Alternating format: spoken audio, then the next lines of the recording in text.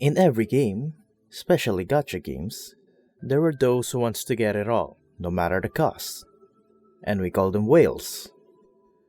However, the question is, are you the real whale or the killer whale, also known as the dolphin who only has a whale on its name? Let's find out, shall we?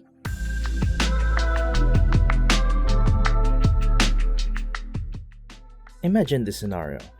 You log into this amazing fantasy open world and have fun exploring, finding chests, battling monsters along the way. You then arrive to the first city and help its people from the catastrophe happening. Make friends, receive rewards, achievements, reputation, etc. The experience is amazing until everything becomes slower to progress. The endgame content, especially the Spiral Abyss, is getting harder. Meanwhile, your resources, the primogems and resins, which are used to get better characters or weapons, and used to farm materials or artifacts, have finally run out, and the fastest way out is by whaling the game. You want the new 5-star overpowered character? You need gems for that. Want to unlock her OP constellations? That's right, more gems. Look at this broken 5-star weapon that is made for her, that you have to throw $2,000 worth of gems to get it, or even more. $2,000 spent! Congratulations, you got her, but you ran out of resin to farm the materials and artifacts. We can work that out by using, you've guessed it, gems. This business model of Genshin Impact, where almost every little progress is locked behind a paywall, have already been criticized ever since the beta tests, where the game is not even released to the public. Not to mention the exorbitant cost of their in-game currency. It costs about $25 to $30 per 10 roll of any banner, and it is not even guaranteed to get at least a decent 4-star item or character.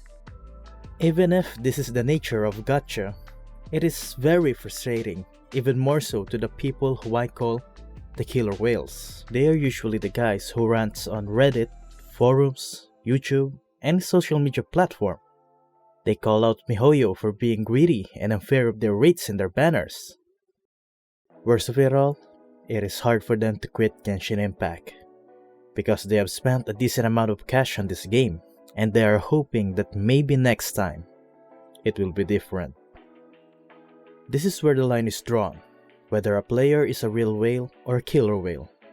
They are different to the real whales who does not give a shit to throw up thousands to $10,000 or even more in a game. The most obvious example of them are the successful content creators, YouTubers or streamers. Tecton may have spent $2,000 to get a single staff of Homa. However, the content he made out of it earned way more than what he have lost. I just want to make content for my boys! Yeah! The killer whale simply does not have the same level of resources compared to the real whales. The amount of cash they've spent would range from, I would say, about $100 to $1,000, which is not a small amount for them, mind you. It would take multiple weeks of saving or huge chunk of their paycheck, and to get nothing out of it is just disheartening. What about the players who are free to play then? Well, they are very fortunate in comparison to the killer whales, because they can just quit, no strings attached. They have not spent a single cent, and the reason they keep playing is because they enjoy the game itself. They may join the torches and pitchforks against MiHoYo, but it will only last for a little while. Or they're just trolling for attention. Regrettably, this is the current ecosystem of Genshin Impact, and it is choking most of its player base. The closest improvement MiHoYo have done is to increase the resin cap from 120 to 160 and include a couple of fragile resins in the free battle pass. They don't have a competitor.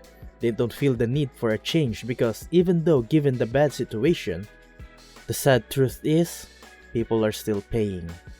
They have the confidence to sell their premium product even though it is a bad value for money, because they designed it in such a way that in order to have the best experience of their main product, you need to spend even more for its expensive parts. There is already a ton of great videos out there from other content creators on what can and cannot make Genshin Impact a better environment for everyone. But we already know that it will do jack shit. It is, after all, difficult for Mihoyo to understand our point of view. Therefore, I am offering a different point of view on how to treat the gacha system. So maybe, just maybe, you can get out of this cycle of frustration. By definition, we can conclude that the primogems are luxury because, theoretically, you can play the game without using any gems. But without the said luxury, life will be kinda bleak. After all, it gives a flair to the experience. This time, however, will be different, for we will be doing it smarter. When spending to buy luxuries, I follow a very old advice. That is, quote, allot the maximum amount you are willing to spend, and then set a goal, with the effort needed proportional to the amount to be spent, before you decide on buying it. End quote. This advice came from Mr. Robert Kiyosaki, an advocate of financial education, on one of his TED Talks about the importance of rewarding yourself. On to the first point, quote, allot the maximum amount you're willing to spend, end quote. Buying luxuries is fun. In fact, it is even sometimes addicting. Buying new shoes or phone, going on a trip, getting a brand new GPU, etc. But because it is so fun, it is also very easy to burn money on it.